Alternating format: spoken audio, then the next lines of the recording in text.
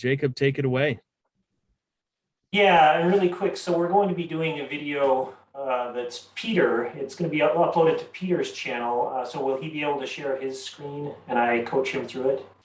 Yes. Okay, great. Jacob, do you mind just introducing yourself and telling us a little bit about you before we jump in? Yeah, absolutely. So yeah, my name is Jacob Andra. I'm here in Salt Lake City. I run a search engine optimization firm. Used to be a general marketing company, but I really decided to focus in on search engine optimization because that is such a technical field and so hard to do well, especially if you're spread thin offering all different kinds of marketing services. So I stripped it down and that's all I do now. And yeah, that's my company is customerfaucet.com. And that's a bit about me. I loved that name. At first I was like, huh? And then I'm like, the visual is just so like, they're literally dripping out customers just ready to give me money. They're just coming out. I like that. That's awesome. Okay, so YouTube SEO, and really quick, why people should care about YouTube SEO. It's not just about ranking on YouTube. YouTube is owned by Google, so the algorithms overlap, and a lot of times when you do a regular Google search for something, you will see YouTube videos show up in a regular Google search. So there's a lot of overlap, and so YouTube SEO can actually help your website SEO. Plus, of course, it's great to show up for people who are actually searching in YouTube because YouTube is a search engine in its own right. So that's a little bit about why you care about this. We're going to assume sorry. We're going to assume that you've already you already sort of know what types of keywords you're trying to rank for. We need to do a different session. I believe Taylor and I are planning that, a different session on keyword research. So that comes before this step. We'll assume that part has been done. And that you have a video and you want that video to rank for a specific keyword. So Peter, the video we're about to upload, what would you like it to rank for? I think we decided, so we work with Zoho. We're the #1 Zoho training provider on the planet. Zoho's like bootleg Salesforce plus a bunch of other stuff. I shouldn't say bootleg, way better. No one remember bootleg. So what did we decide on? What is Zoho 1, Zoho training? I think those were what is Zoho? Yeah. We decided the more general term, what is Zoho? Because that has quite a lot of search volume. People want to know what is Zoho. So that's kind of the main keyword we're going for this this video upload. So and so Peter, I asked you to have a few things ready in advance. Do you have a video thumbnail ready? We do. I've got everything ready. Okay, so show us like you have a folder on your computer where you have the MP4 video file and the video thumbnail. MP4 here. Let me cobble it all together in my downloads. YouTube video. We have the MP4 right here, and then let me snag the thing out of Trello.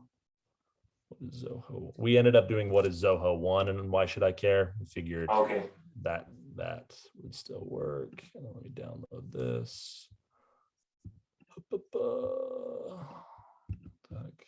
Sorry, got it.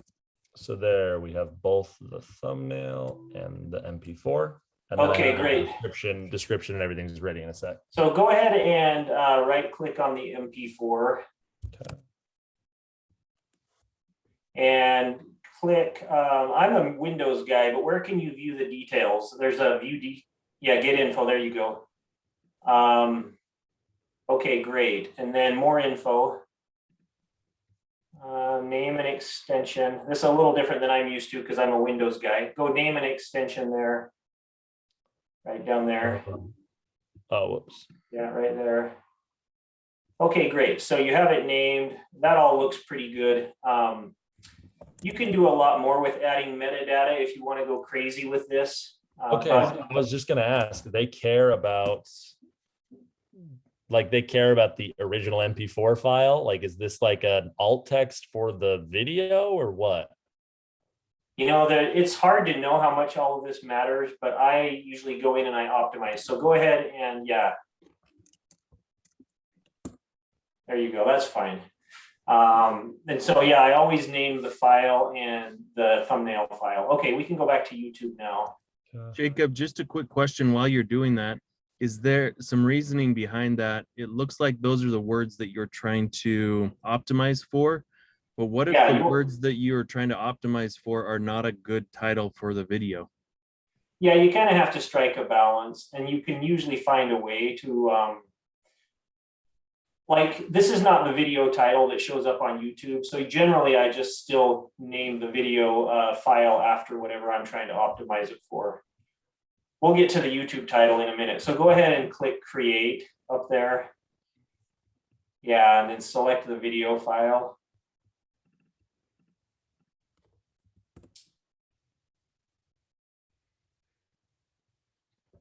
Okay, that's fine. And you can, and what I like to do even on the end of the title there is you can put an M dash, yeah, like that. And then you can put the name of your company.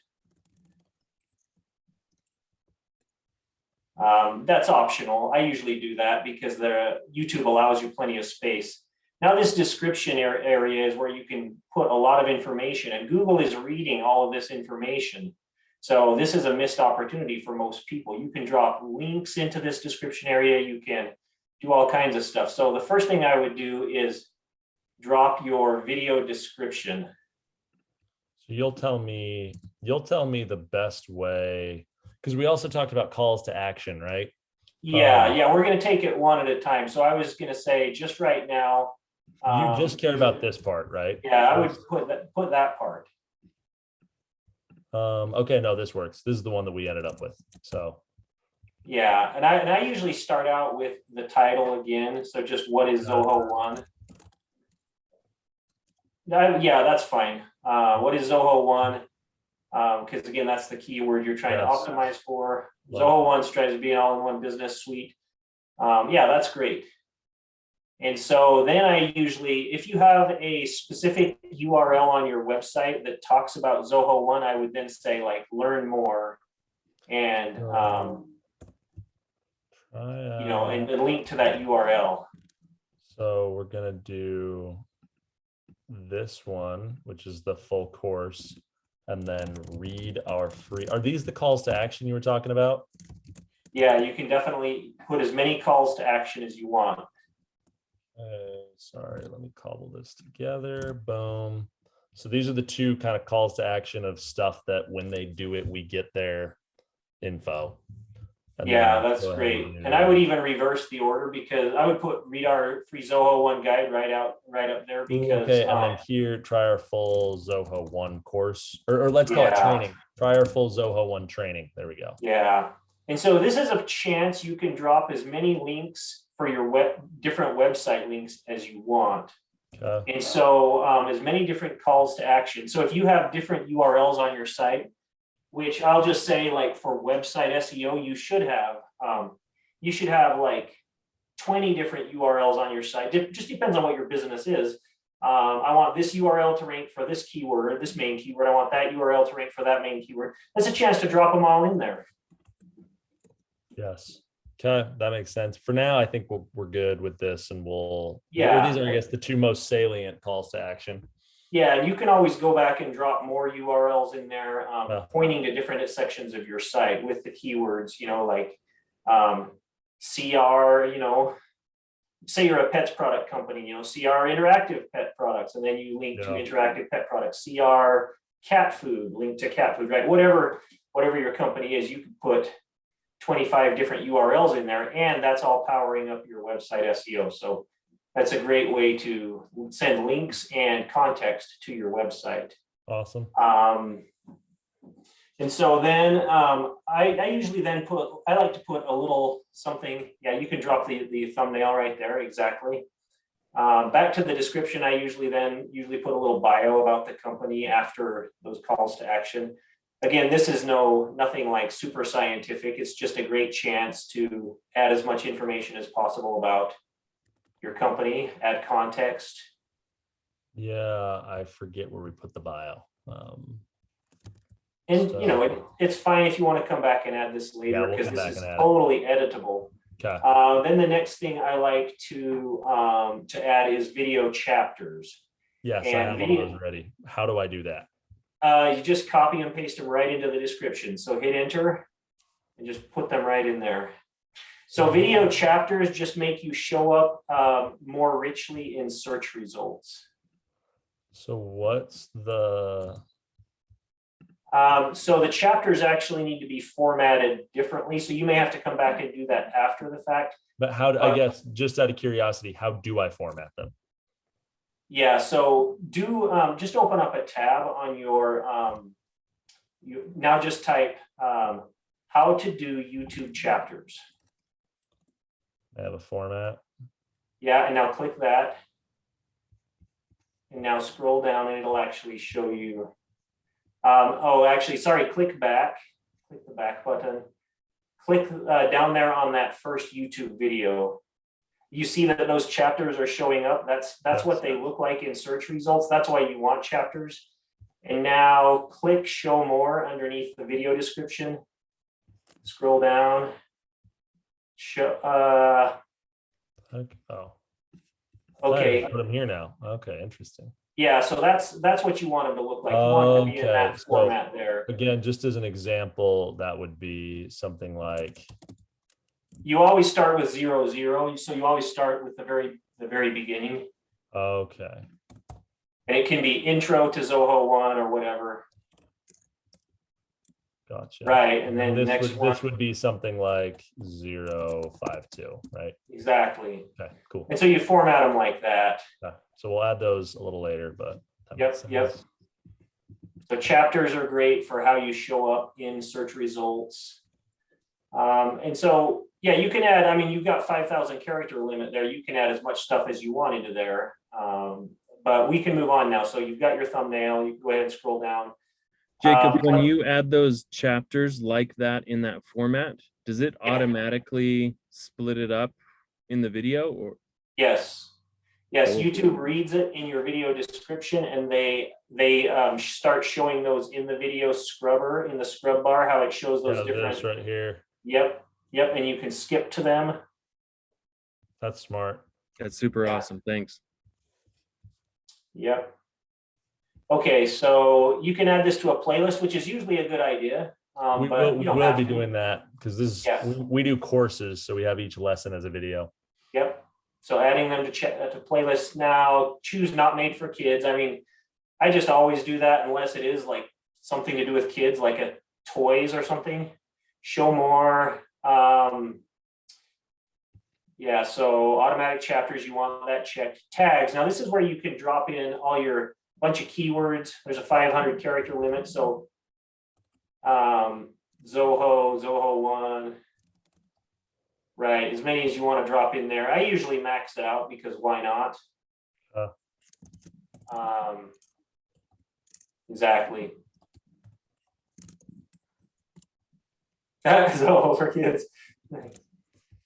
Okay, I'll add more later. Yeah. And then video language, US, English. So scroll down to. You haven't seen the video, Jacob. You don't know that it's not an Albanian. Yep. And then caption certification, go back to that one and just choose never aired. Oh, interesting. Recording date, if you know the date. Is that relevant? I don't think it's super relevant, but you can just pick a date that you think is close. I think it's good to have that information. I mean, it's just another data point. And video location, it just depends. Like, do you want to be tied to a certain location? Not really. You could do United States if you wanted. I am super patriotic, so yes, we'll do the United States. We'll but here's where if you are say your company is tied to a certain location, you would absolutely want to do video location there. And so scroll down. I think that's about it, really. Category, science and technology is probably a good one. Maybe business. Is there business? I thought there was business. Yeah, science and technology is probably the best. So yeah, that's really it right there. So This is not going to guarantee that you rank top in YouTube results, but it's giving YouTube a lot more information than the average video has. And so your chances are a lot more. And yeah, that's pretty much it. What about end screens and cards? I've seen, oh, okay, cool. Yeah, you can do all of that too. I don't know that that really is helping you with your rankings, but that can certainly Okay, help. that's more like, that's like on-page conversion. Yeah, that's like getting people to subscribe to your channel and all that. You can do all that. And I usually like to do subtitles too, if you want to do that. Subtitles are nice, but that's a little extra work if you want to do subtitles. Have you ever used Descript for video recording? No, I've used a few different ones. I don't think I've used that one. So Descript, everyone go look it up. We used a bunch before we used this one.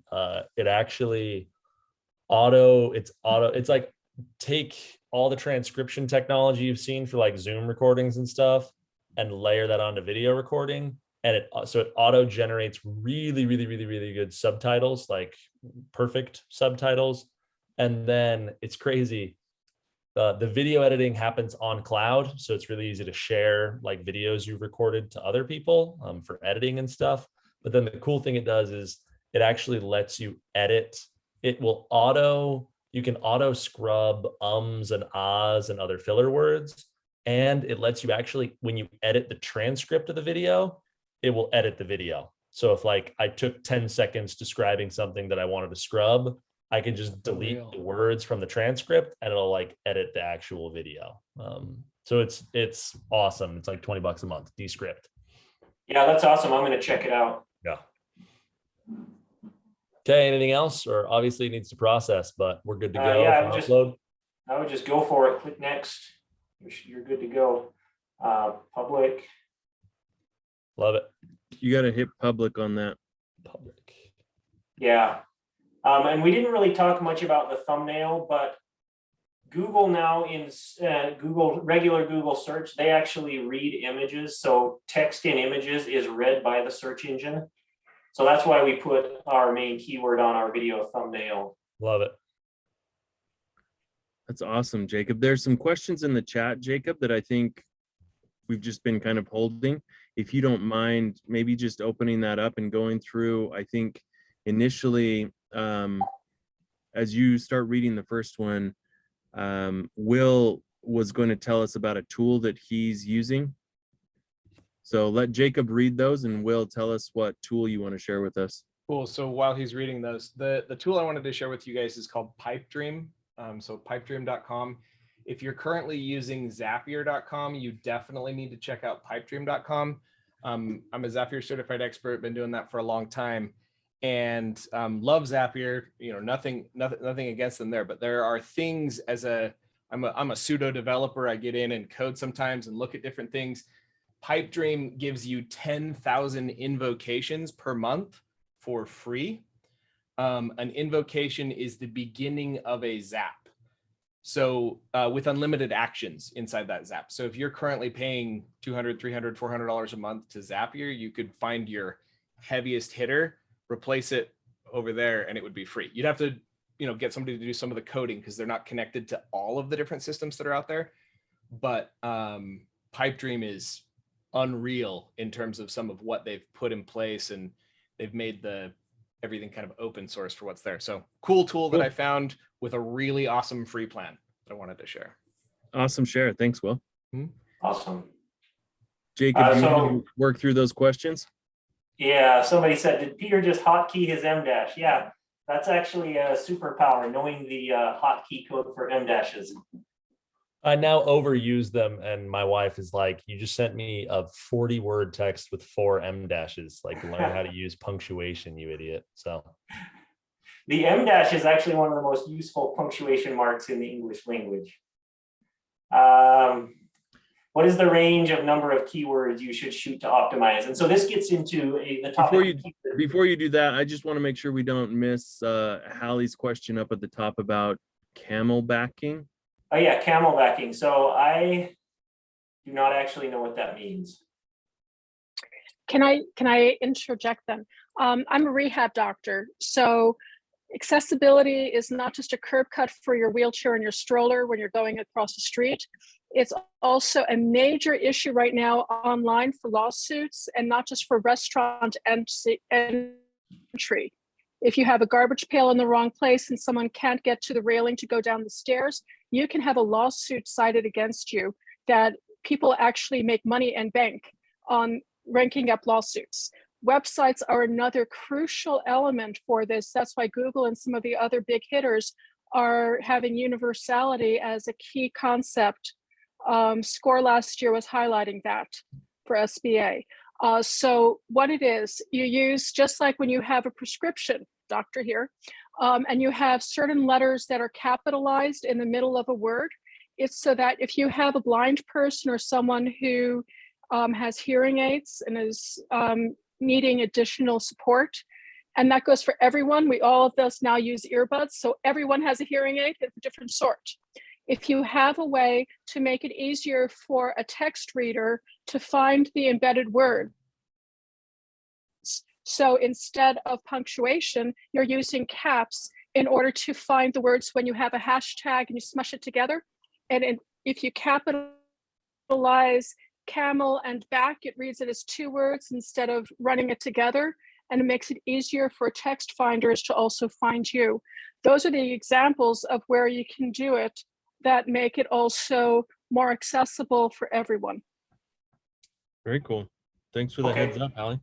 Thanks for sharing.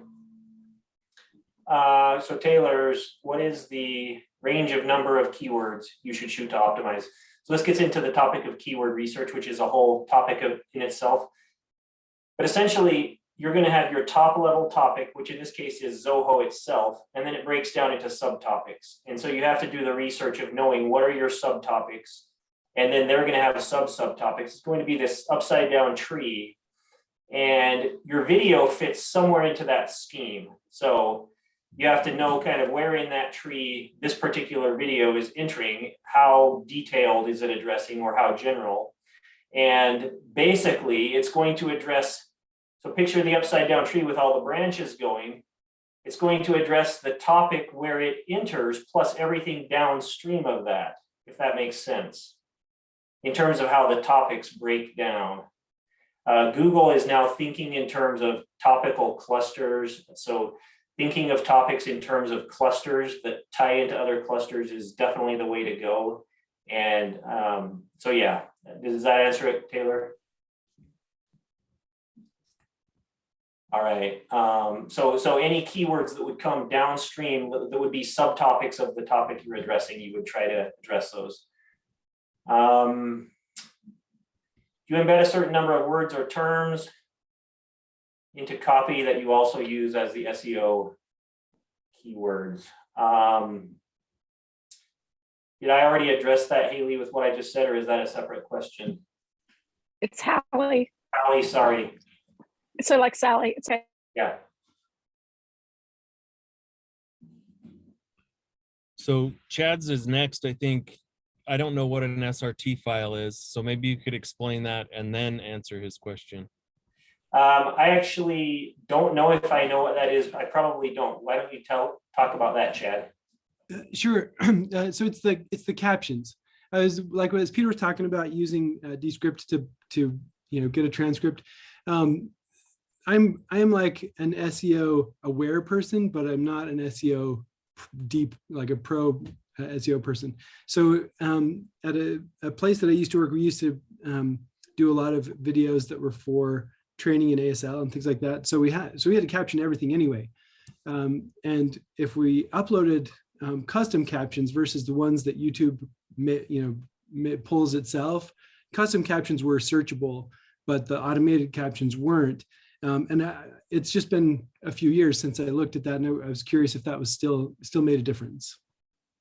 Yeah, I haven't tested that. That would be an interesting test to run, where you upload two different videos, and one of them you upload a SRT file and the other you don't, and you just see if it makes a difference.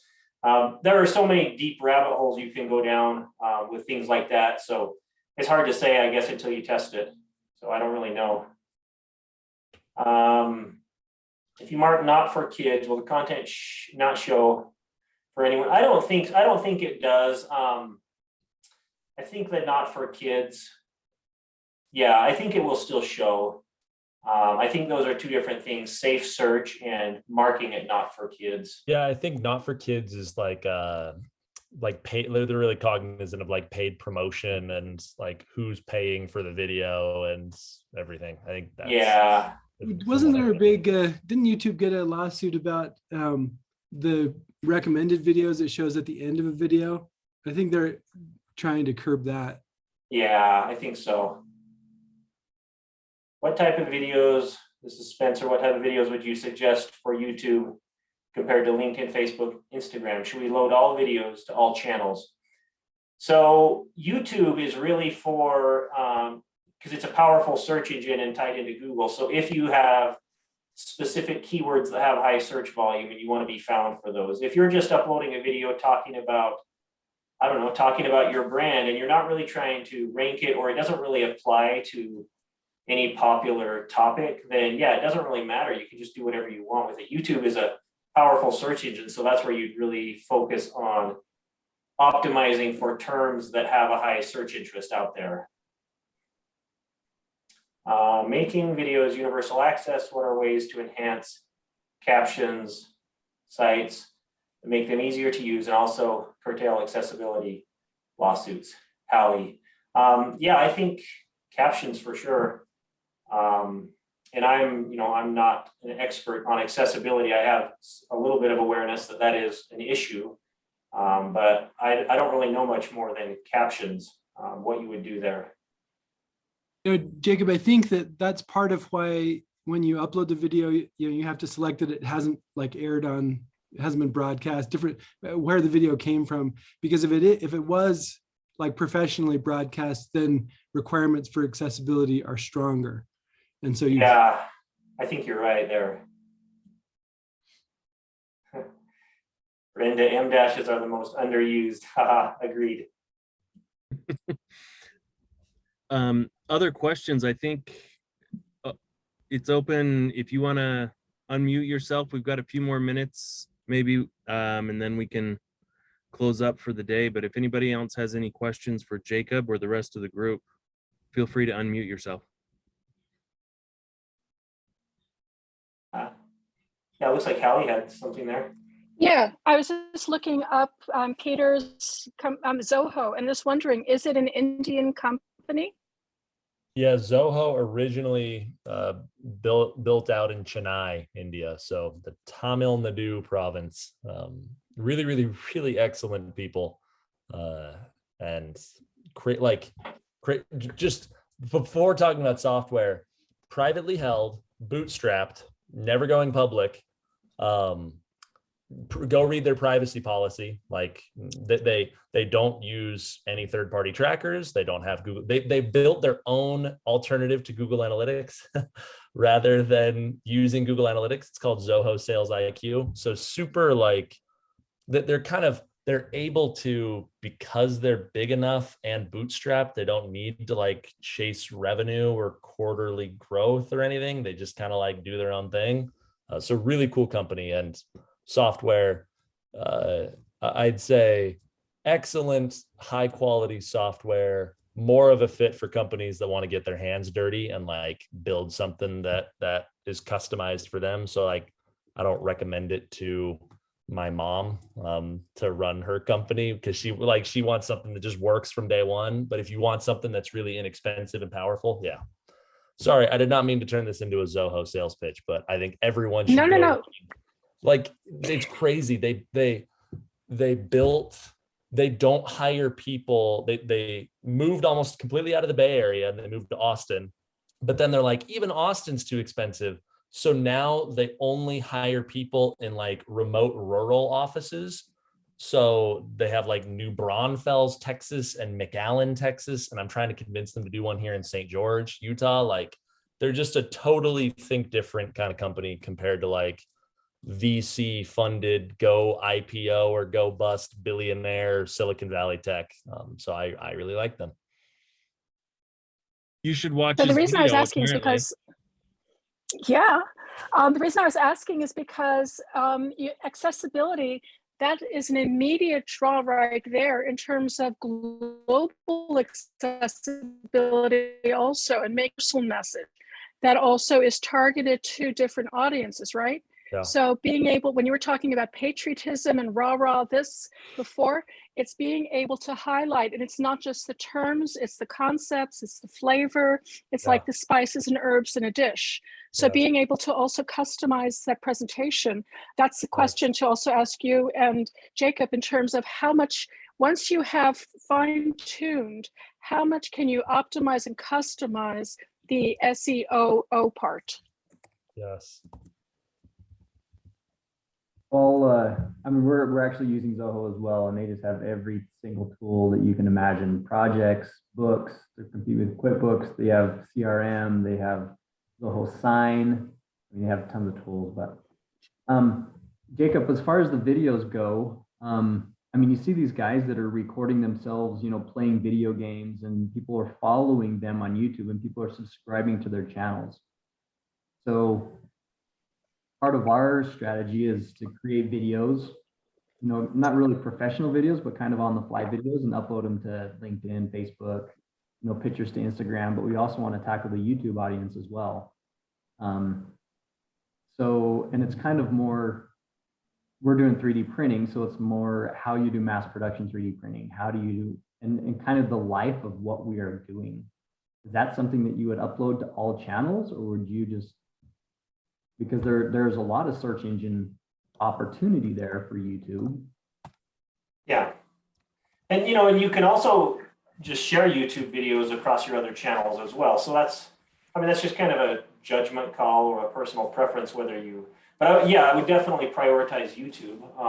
And the types of videos you're talking about where it's not highly polished, those can do very, very well. I have a client who, she just spent 20 minutes just talking to her phone. I said, we're not going to edit it. You're just going to share why you do what you do. Talk to your phone. We're going to put that on YouTube. That did so well.